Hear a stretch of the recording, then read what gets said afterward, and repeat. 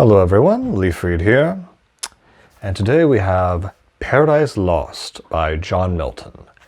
Now I'll be upfront with you. I read this a long time ago, probably a decade ago. It's one of the first books I tried to read out of school, and it's very long and a very intense poem and poetry in general. Honestly, I'm looking back at this and I thought, how the heck did I read this, all the way back then? So what is Paradise Lost actually about? Well, it's trying to dramatize or recap the story of how Lucifer is essentially expelled out of heaven and how he comes to earth, and basically he tempts Adam and Eve, like in Genesis, and then Satan and his armies have a huge battle with like the armies of heaven. And the cool thing is that the way they depict God in this situation is that God has foreseen all the things that Satan is gonna do. Like, he knows all of this is already gonna transpire, so he doesn't really isn't affected by it in any way. He's just like, yep, I knew that was going to happen because I'm all-seeing, all-powerful, and this has to happen for some reason. This has to be the way it is.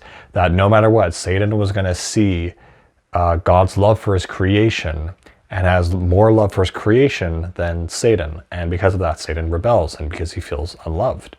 And it's similar to the story of Cain and Abel, Abel is loved more by his parents and by God, even though he's the only other person in the world and he's his only brother. He kills him, and it's just the spirit of rebellion and loveless behavior, I guess you could call it.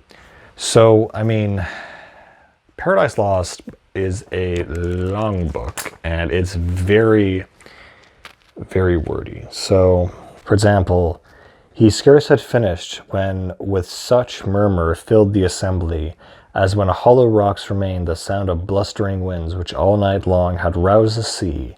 Now with hoarse cadence lulled seafaring men overwatched, whose bark by chance above or round abound thee or beneath. This paradise I give thee, counted thine, to till and keep, and of the fruit to eat. Of every tree that in the garden grows, eat freely with glad heart. Fear here no dearth.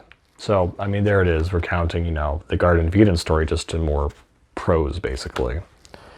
There are like translators' notes in between each, well, not translators' notes, it's written in English, but there are contextual notes in between each chapter to give added context, like what actually did I just read. There's the very cool opening chapters 1 and 2, where and it's a very popular drawing by Gustave Doré, who drew one of the pictures from the opening chapters, where it shows Lucifer kind of falling away from heaven, and it talks about his journey flying through these different voids or like tunnels of darkness or whatever, in order to get to Earth to cause disruption. I kind of thought of reviewing this now simply because I'm doing all my other books that I've read, and there's a very cool section in here, and I can't find the exact page, but what it was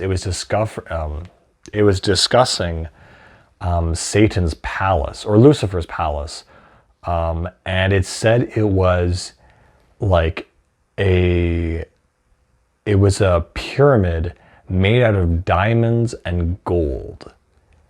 That is just the coolest thing I've ever heard of. So there's a lot of stuff I'm coming back and I'm rereading, and it's like, oh wow, that's actually really cool. So there's a lot of very cool imagery. I remember one thing in here that I do remember very much is that it's discussing the war machines that the demons use and how they're made of all these kind of spiky impediments, and I think it even said something akin to like a steam engine almost, but no, this was written in the 1600s, but it did call it an engine of some sort. So there's some really cool imagery in here. I think even though I probably didn't understand most of what was going on in this book, and I don't expect anyone to really get a full grasp of exactly every scene that's going on, I still think you can appreciate the words and the poetry, and can still elevate your vocabulary to a much better place than where it was. Like, this is the quintessential, and in thine, adventurings hast thou found the fiery passions which burneth in thine heart, which propelleth thee across the divine bridges of all man's consciousness to a greater, higher, nobler plane, where we shall deflower the notions of evil and wantonness. So, even if you don't get the book, you can still, I think honestly improve your vocabulary by reading this. It reminds me of a story I just read actually about this Polish guy who taught himself Italian by reading the Divine Comedy. And apparently he, because he took from Old Italian and from the Divine Comedy, to say certain things like, I want to go upstairs to talk, he would say, let us ascend to the higher plane and freely exchange ideas. So that's kind of interesting. Anyway, it's a piece of classic literature. It's fairly long. It's not easy to read, but it's nice to kind of just jump in and get a taste for it and not fully have to commit to reading the whole thing, because it's pretty damn long. Yeah.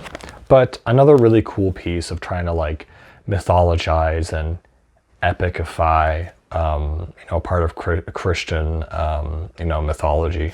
So, I mean, it's cool for that aspect. Yeah, pick it up and read it if you want to. Anyway, always keep reading, guys. See ya.